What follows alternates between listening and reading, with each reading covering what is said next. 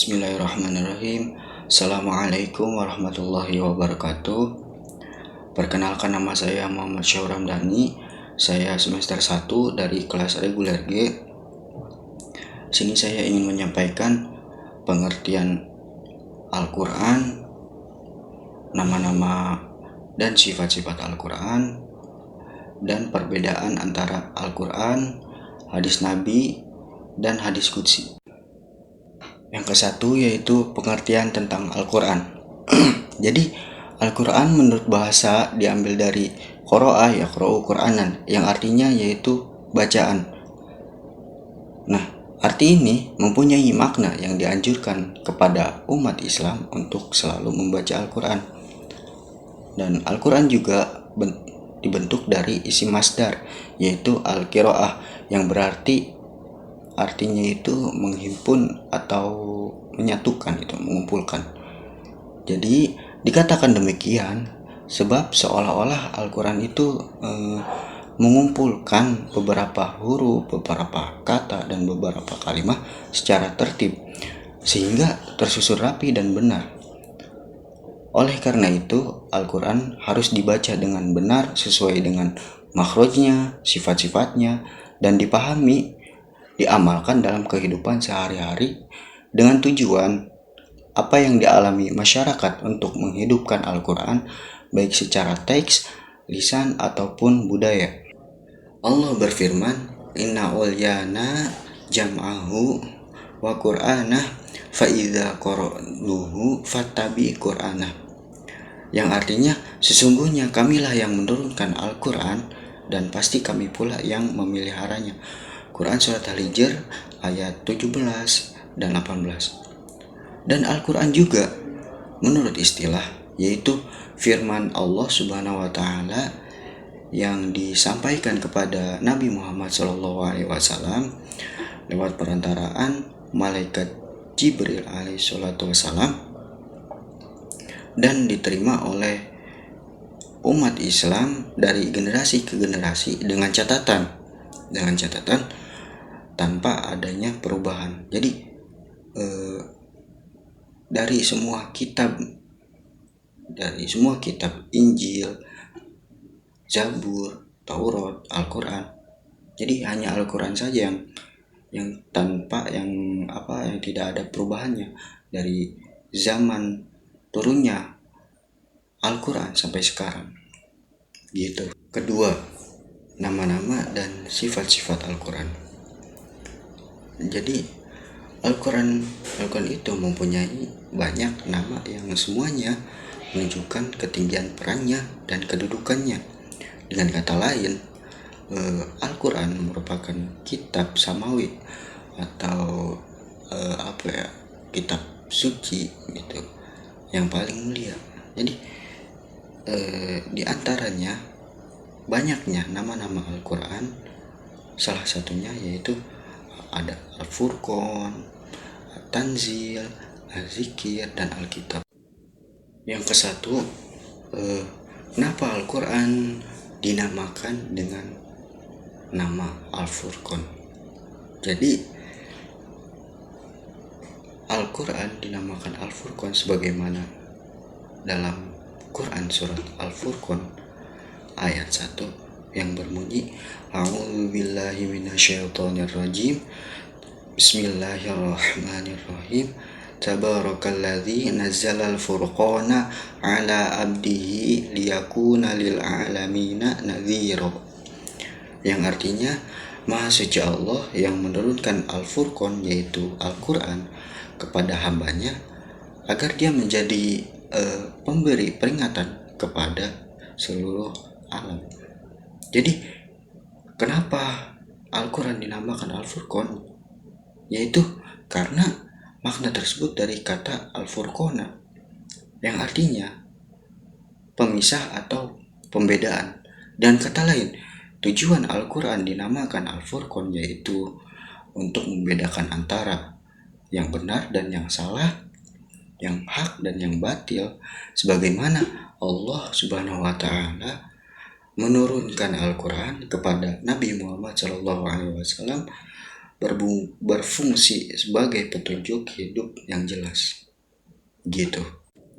Yang kedua, kenapa Al-Quran dinamakan dengan nama Tanzil, yaitu sebagaimana di dalam Quran surat Asy-Syu'ara ayat 192 sampai 193 yang berbunyi, A'udzu billahi minasyaitonir rajim wa innahu latanzilu rabbil alamin nazala bihir ruhul amin, yang artinya, dan sesungguhnya Al-Quran ini benar-benar diturunkan oleh Tuhan semesta alam.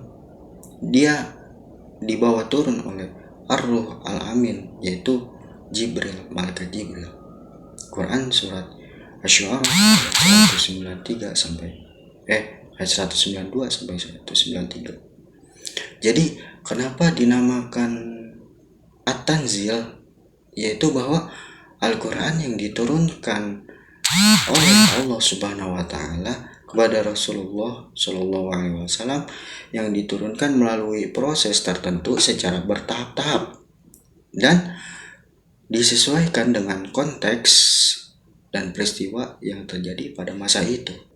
Yang ketiga, kenapa Al-Quran dinamakan dengan nama Az-Zikir, sebagaimana dengan di dalam firman Allah Quran surat Al-Hijr ayat 9 yang berbunyi, Inna nahnu nazzalna dzikra wa inna lahu lahafizun, yang artinya sesungguhnya kamilah yang menurunkan Al-Quran, kata Allah, dan sesungguhnya Allah benar-benar memeliharanya.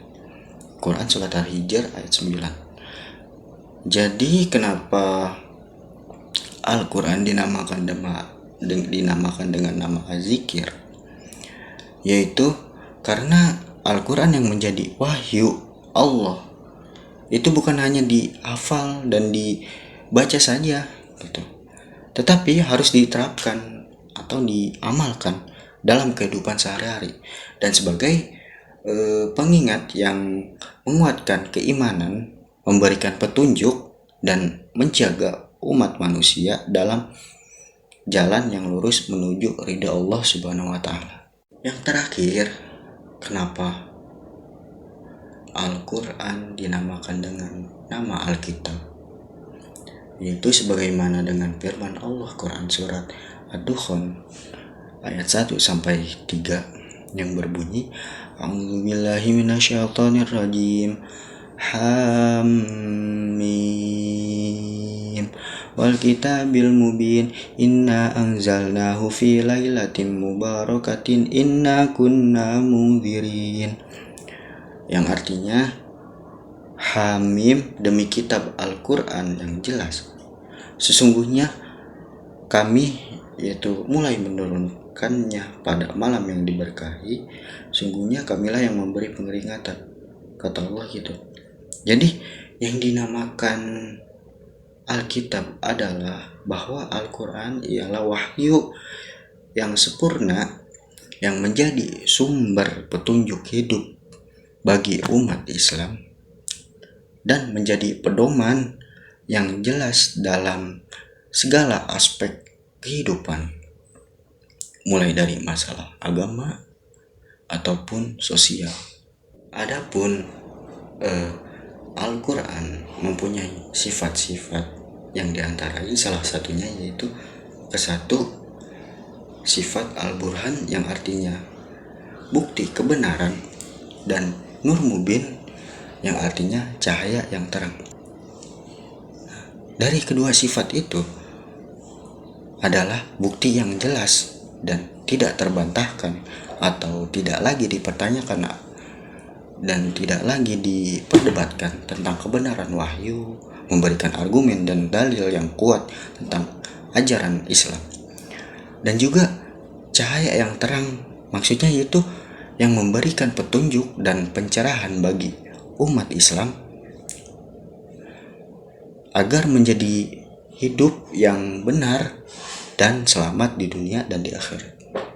Yang kedua, sifat-sifatnya Al-Quran yaitu sifat asyifa yang artinya obat, dan ar-rahmah yang artinya kasih sayang.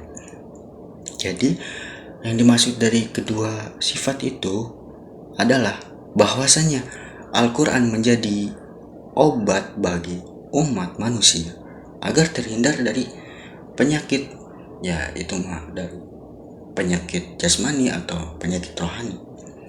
Dan juga dari kedua sifat itu mengajarkan kita sebagai umat Islam agar saling memaafkan dan menyayangi satu sama lain. Dan yang ketiga dari sifatnya Al-Quran yaitu mempunyai sifat Al-Huda, yang artinya petunjuk, yaitu karena sifat Al-Huda dalam Al-Quran menggambarkan bahwasanya Al-Quran menjadi petunjuk hidup yang tidak hanya memberitahu mana yang benar dan mana yang salah, tetapi juga memberikan arahan yang jelas untuk menuju kebenaran, keselamatan, dan kebahagiaan di dunia dan kebahagiaan di akhirat. Dan yang keempat, sifat Al-Quran yang keempat itu ialah sifat mu'izuh. Ya, sifat mu'izuh yang artinya nasihat. Yang dimaksud sifat mu'izuh yaitu adalah sifat yang diberikan Allah untuk membimbing umat manusia, khususnya umat Islam, agar selalu kembali ke jalan yang benar dan menjadi manusia yang lebih baik. Jadi penjelasan yang terakhir yaitu perbedaan antara Al-Quran, hadis Nabi, dan hadis Qudsi. Yang kesatu yaitu Al-Quran. Jadi sebagaimana penjelasan yang dari sebelum-sebelumnya, itu Al-Quran adalah wahyu yang turun dari Allah Subhanahu wa taala yang diturunkan kepada Nabi Muhammad SAW lewat perantaraan malaikat Jibril alaihi salatu wassalam, dan disampaikan kepada kita selaku umat Islam agar menjadi petunjuk hidup bagi kita umat Islam. Yang kedua yaitu hadis Nabi. Jadi hadis Nabi itu ialah hadis yang disandarkan kepada Rasulullah Shallallahu Alaihi Wasallam, segala sesuatu yang disandarkan kepada Rasulullah Shallallahu Alaihi Wasallam, baik berupa perkataan, perbuatan, ataupun itu persetujuan. Jadi yang berupa perkataan seperti contohnya perkataan Nabi Shallallahu Alaihi Wasallam, yaitu sesungguhnya sahnya amal itu disertai dengan niat, dan setiap orang tergantung pada niatnya. Gitu. Itu contohnya yang berupa perkataan.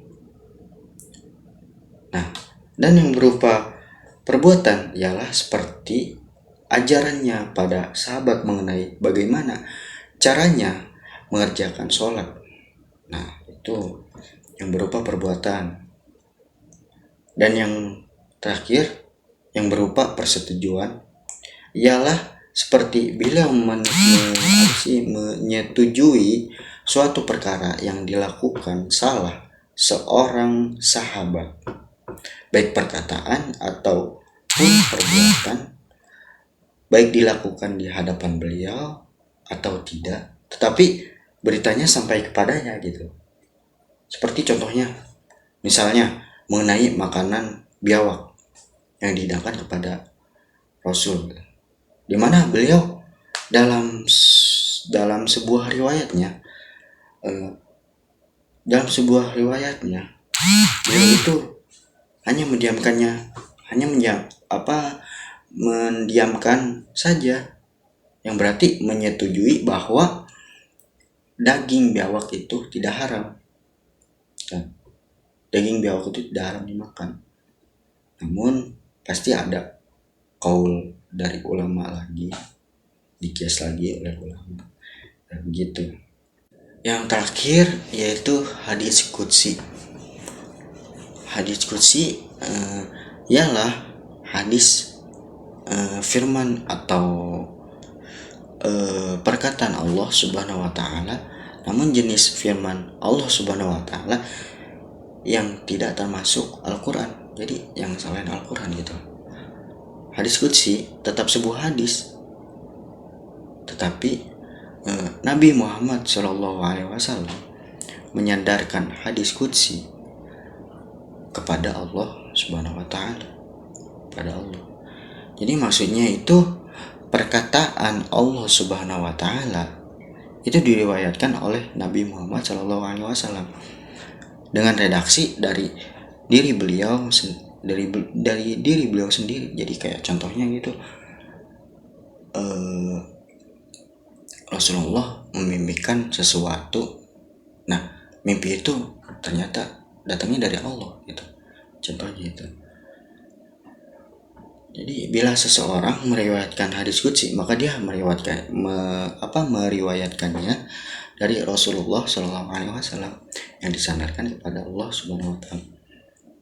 Perkataan Nabi Muhammad SAW yang disandarkan langsung kepada Allah, di mana Nabi menyampaikan wahyu dalam bentuk perkataan Nabi sendiri, tetapi tetap dengan makna yang berasal dari Allah Subhanahu wa taala.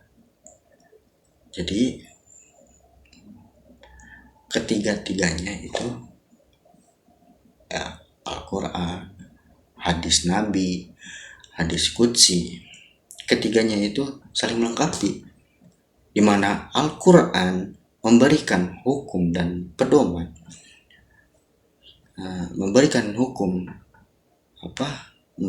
hukum dan pedoman hidup utama, dan hadis Nabi menjelaskan dan praktikkan ajaran tersebut. Sedangkan hadis qudsi juga memberikan wawasan tentang kasih sayang dan hubungan manusia dengan Allah. Jadi begitu, kurang lebihnya mohon maaf, mungkin segitu saja dari saya. Jikalau ada perkataan yang salah, itu mah datang dari diri sendiri, atau penjelasan yang salah itu mah datang dari diri sendiri. Dan jikalau ada perkataan atau penjelasan yang benar, itu hanya milik Allah Subhanahu wa taala, datang dari Allah Subhanahu wa taala. Mungkin segitu saja dari saya. Wallahu muwaffiq ila aqwamit thoriq. Wassalamualaikum warahmatullahi wabarakatuh.